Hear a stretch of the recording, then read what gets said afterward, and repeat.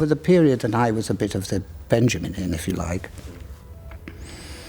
it was one's absolute life. You never came into the court without somebody saying something interesting. You know, and the rows and the sex.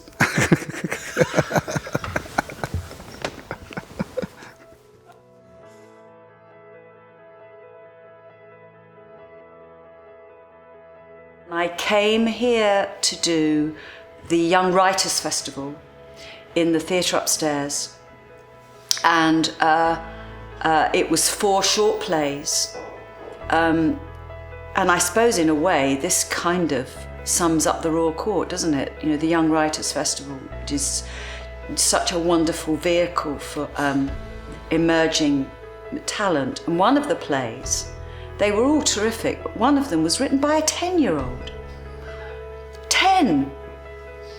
And we all had to play guinea pigs. It was loaded with metaphor. It was a really potent play about a family, but they just happened to be a family of guinea pigs. For me, the most standout play would be Road by Jim Cartwright, because that's the first play I ever read when I was probably like 14 at school. And I'm from Bolton, and Jim Cartwright's from Bolton, and Road is sort of set in Bolton. So for me, that was the first time I read a play and went, oh wow, this is about us, this is about people from Bolton, this is... I had very little experience of theatre and plays before that, and it was that thing, it's not for you, it's not for your kind, the theatre. So that was the first play that I read and went, oh, maybe I could do this, because there are parts out there for people who talk like me and from the background I'm from. Well, one memory I do have is that David Mamet play, Oleana. I was here on the press night of that, and that was fantastic because of the anger in the theatre. And just the atmosphere just felt, wow, you know, imagine being, again, I wasn't yet a professional actor then, I don't think, and imagine being part of a theatre where theatre could still provoke that much uproar.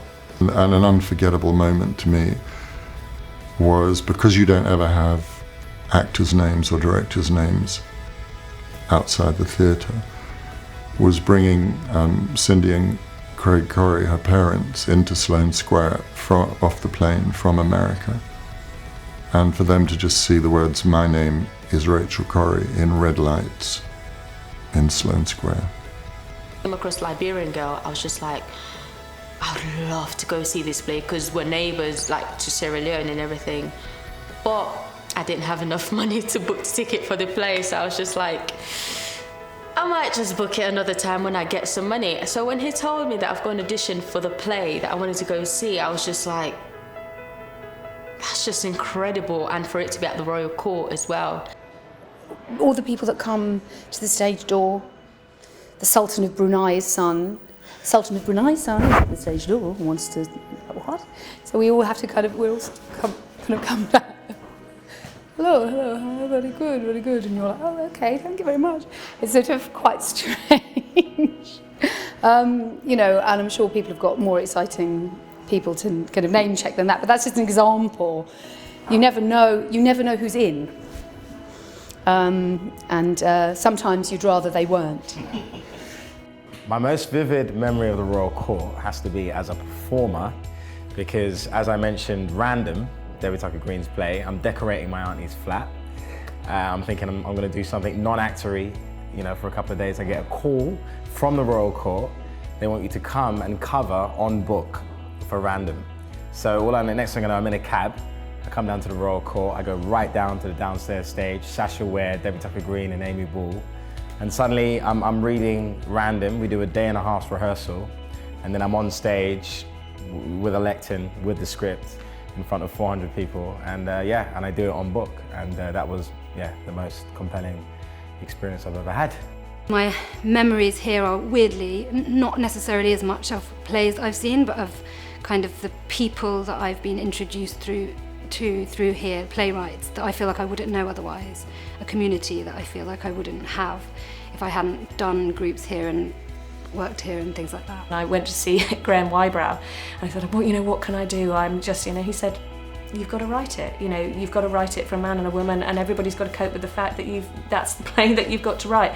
And it was just such good advice that really you have to be true to the story and not true to, well, obviously you try your best, but that is the most important thing. And you know, in a similar moment with How to Hold Your Breath, you know, coming to Vicky with a sort of half-formed idea that, you know, you feel that there might be something exciting in it, but, you know, and just the receptiveness to you've got to tell what you've got to tell, I think is the most special thing. I am 90% certain this is the first Royal Court play I saw, and it was down at Elephant and Castle, and it was Random by David Tucker Green. The girl at the Elephant and Castle thing was like, go, you can pay what you want, it's like an hour, it's like the least risky thing you could do this like evening. So we did it, and it was Soroka Davis I saw, so I didn't see Nadine's version. But she was just brilliant. And I remember being like, we were kind of sat on sofas, and I was like, if one girl can do that in a dark room, that's kind of special.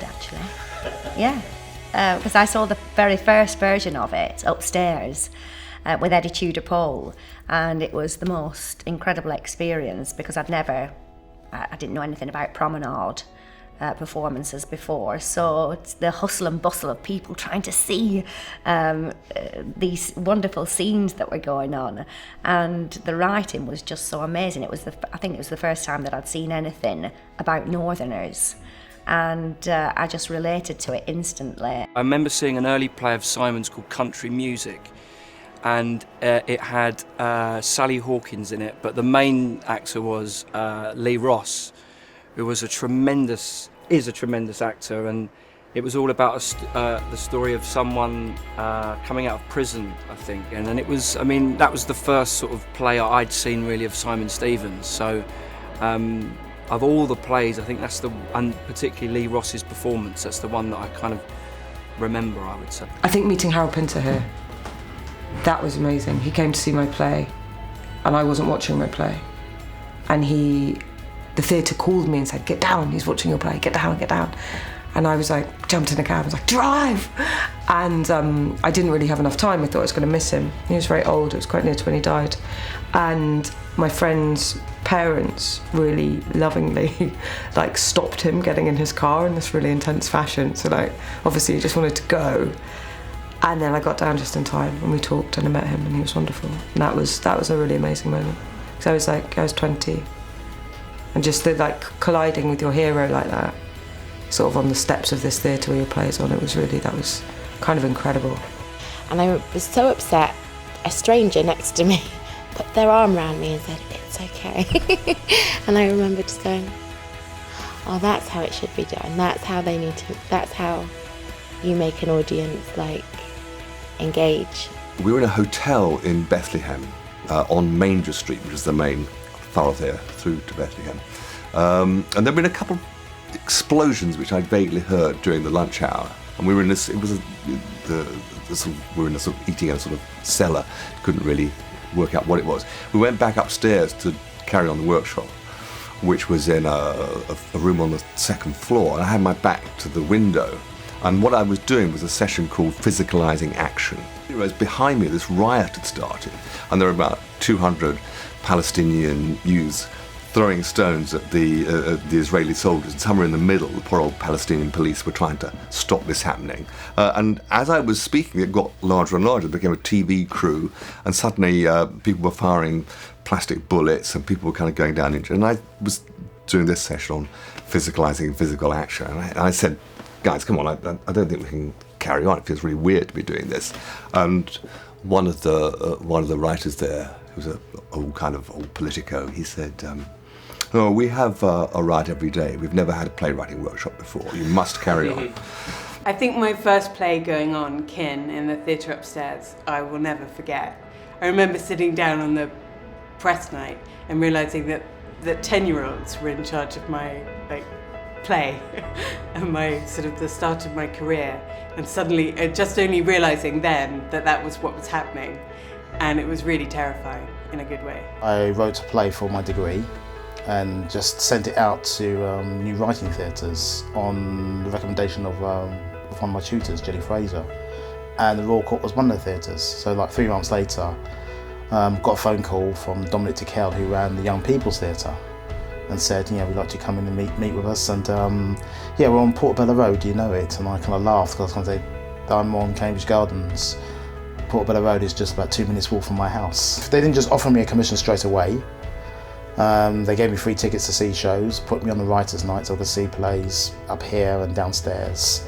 I don't know if that was their intention, but I think what they wanted was me just to know the theatre first. I think they recognised straight away, he's got talent, he's got promise, but let's not just throw a commission at him. He needs to find out what kind of playwright he wants to be, what is he like and such. And I really appreciated that. I don't know if that was consciously their purpose, but it sure as hell felt like it. The biggest thrill working here was when we were doing Road in the theatre upstairs, and in order to make an entrance we used to have to go through Martin Sheen's dressing room. He was here doing The Normal Heart, and he was very sweet about it, and we used to have such a thrill going through his dressing room saying hello to him, because we were doing this little play in the theatre upstairs and he was doing this big success in the theatre downstairs. And the group of actors, the designer, the costume designer, the director on Road, we became such a team. We were so committed to Jim's play. None of us had any idea about whether or not it was going to be received well, but at the end of the day, all of us felt that whatever anybody else thought of it, we were pushing the boundaries somehow of what your expectation was of a theatrical experience, and that was so exciting and so liberating. When they did 3 Months Gone, I bought 20 individually wrapped red roses to give to each member of the cast and each member of the staff and the stage management and everybody who'd had anything to do with the production, and they were all delivered to the stage door. And then I went back half an hour before curtain up to say, good luck everybody, break a leg. And I knock on Diana Dawes' door. Oh, Donna, thank you so much. Every rose had been given to Diana Dawes. I have this really funny memory, which I think will stay with me for the rest of my life, which isn't necessarily related to working. When I went downstairs to buy some Robert Holman, and Simon, the bookshop man, recited his 7-minute performance poem about yoga to me in exchange for a 20% discount. And it was great. And so was the Robert Holman, and I don't think I'll ever forget that. I remember sitting watching Westwater, and that scene change between the first and second scene, I had quite an emotional response to it, because I remember thinking, this is an extraordinary moment, because every department in this building, every resource is going towards creating excellent theatre, and thinking about the journey that every play goes on, from a young writer having a germ of an idea and that being nurtured through to it being given, that is epic on every level. Being in Beirut with a group of Lebanon and Syrian writers, and the Syrian writers were coming across the border, some of them from Damascus and some from exile, and with a determination to show some of the work they'd created with us to an open public, and then getting very, very, very frightened just a couple of days before with a mixed company of actors from Syria and Lebanon too. And the ways that we found, the openness, the kind of trust that we had in each other to find a way forward, that we actually managed to very successfully present that work to an audience of 250 people. We had the confidence to say to them, we're the outsiders, you have to lead us on this. And they had the confidence to lead us in a way that was safe for them. And I think that epitomizes all the work that we do around the world. I just remember rehearsing in the main house and just feeling a very strong, almost ghost-like presence of Samuel Beckett and of Billy Whitelaw, and just that intensity of their relationship, and that relationship between the writer and the actor. It was almost like a visitation. I'm not claiming that my work in any way was like that or as good as that, but actually I could all sort of hear these voices echoing around the room in this dialogue between the writer in the stalls and the actor on the stage. I was in Richard Bean's first play, Toast, and it was a very funny play, and I will never forget one night at the end, after the curtain call, Mark Williams, who was playing the lead role in the play, stepped forward with the agreement of the company and told the audience, tonight Sarah Kane took her life. And there was a decision that we would announce that because she was a member of the Royal Court family. I don't think there's another theatre that would have felt that way about a writer. That was very moving. In fact, it's more moving than I realise now I say it. And then in the last week of that run, same play, same actor, stepped forward after the curtain call and said, we also have good news to share, which is that tonight the writer of this play became a father for the first time. So those, excuse me, those two things, I think everybody thinks where they work is like a family. I've never believed it as much as I do here, and those two things summed it up for me.